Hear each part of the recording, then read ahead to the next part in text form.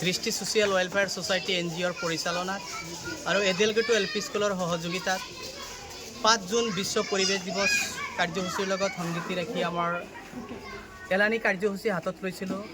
আমি আমাৰ এডেলগেটু LP স্কুলত উপস্থিত থকা প্ৰতিগৰাকী সচেতন ৰাইজৰ মাজত এজোপাকৈ গছপুলি আমি তুলি দিওঁ। লগতে এইখন প্ৰাথমিক বিদ্যালয় কেম্পাছত আমি কেইজোপামান গছপুলি ৰোপণ কৰোঁ। লগতে আমি সংৰক্ষণৰ ব্যৱস্থাও কৰোঁ। আজি এই কাৰ্যসূচীৰ লগত সংগতি ৰাখি যিখিনি মানুহ আমাৰ ইয়াত উপস্থিত আছিল সবকে এটা বস্তু আমি ৰিকুৱেষ্ট কৰিছোঁ যে মাথোন 5 ছেপ্টেম্বৰ গছপুলি ৰোপণ কৰাৰ কাৰণে এটা নিৰ্দিষ্ট তাৰিখ হিচাপে নলৈ গোটেই বছৰ যাতে আমি বিভিন্ন কাৰ্যসূচী বিভিন্ন উৎসৱ পাৰ্বণত যাতে আমি গছপুলি ৰোপণ কৰি সেইখিনি সংৰক্ষণৰ ব্যৱস্থা কৰোঁ। আমি এইখিনিও বুজাই দিওঁ যে এটা সময়ত গছপুলি নোহোৱাকৈ কিন্তু আমি জীয়াই থাকিব নোৱাৰিম। লগতে আমি প্ৰতিগৰাকী ৰাইজক অনুৰোধ জনাইছোঁ আপোনালোকে গছপুলিখিনি ৰোপণ কৰক, লগতে সংৰক্ষণৰ ব্যৱস্থাও কৰক। কাৰণ গছপুলি সংৰক্ষণ নকৰি অকল ৰোপণ কৰাৰ মাজতে যদি আমি সীমাবদ্ধ থাকোঁ তেনেহ'লে কিন্তু আমাৰ এইটো সংৰক্ষণ নকৰিলে কিন্তু গছপুলিটো তুলি তালি ডাঙৰ দীঘল কৰাটো কেতিয়াও সম্ভৱ নহয়।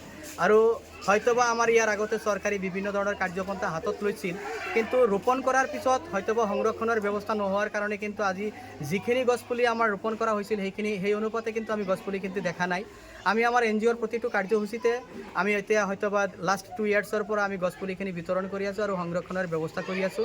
সদৌসকত উপস্থিত থকা প্ৰতিগৰাকী ৰাইজক বিশ্ব পৰিৱেশ দিৱসৰ তাৎপৰ্য সম্পৰ্কে আমি বহলাই বুজাই দিওঁ আৰু সকলোকে বিশ্ব পৰিৱেশ দিৱসৰ কাৰ্যসূচীৰ লগত সংগতি ৰাখি এজোপাকৈ গছপুলি ৰোপণ কৰাৰ আৰু সংৰক্ষণৰ ব্যৱস্থা কৰাৰ কাৰণে আমি বিনয়ীভাৱে অনুৰোধ জনালোঁ।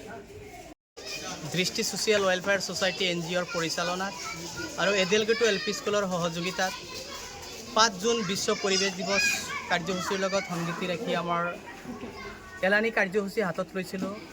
আমি আমাৰ এডেলগেটু LP স্কুলত উপস্থিত থকা প্ৰতিগৰাকী সচেতন ৰাইজৰ মাজত এজোপাকৈ গছপুলি আমি তুলি দিওঁ। লগতে এইখন প্ৰাথমিক বিদ্যালয় কেম্পাছত আমি কেইজোপামান গছপুলি ৰোপণ কৰোঁ। লগতে আমি সংৰক্ষণৰ ব্যৱস্থাও কৰোঁ।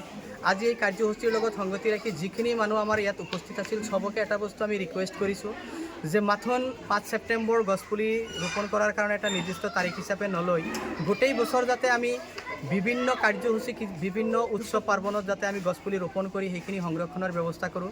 আমি এইখিনিও বুজাই দিওঁ যে এটা সময়ত গছপুলি নোহোৱাকৈ কিন্তু আমি জীয়াই থাকিব নোৱাৰিম।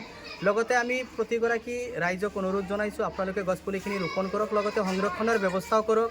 কাৰণ গছপুলি সংৰক্ষণ নকৰি অকল ৰোপণ কৰাৰ মাজতে যদি আমি সীমাবদ্ধ থাকোঁ তেনেহ'লে কিন্তু আমাৰ এইটো সংৰক্ষণ নকৰিলে কিন্তু গছপুলিটো তুলি তালি ডাঙৰ দীঘল কৰাটো কেতিয়াও সম্ভৱ নহয়। আৰু হয়তোবা আমাৰ ইয়াৰ আগতে চৰকাৰী বিভিন্ন ধৰণৰ কাৰ্যপন্থা হাতত লৈছিল, কিন্তু ৰোপণ কৰাৰ পিছত হয়তোবা সংৰক্ষণৰ ব্যৱস্থা নোহোৱাৰ কাৰণে কিন্তু আজি যিখিনি গছপুলি আমাৰ ৰোপণ কৰা হৈছিল সেই অনুপাতে কিন্তু আমি গছপুলি কিন্তু দেখা নাই। আমি আমাৰ NGOৰ প্ৰতিটো কাৰ্যসূচীতে আমি এতিয়া হয়তোবা লাষ্ট 2 ইয়াৰ্ছৰ পৰা আমি গছপুলিখিনি বিতৰণ কৰি আছোঁ আৰু সংৰক্ষণৰ ব্যৱস্থা কৰি আছোঁ।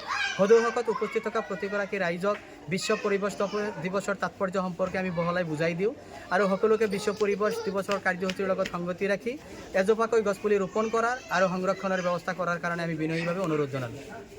যিকোনো খবৰৰ বাবে যোগাযোগ কৰক 7099017330 লগতে 7099017110 নম্বৰত।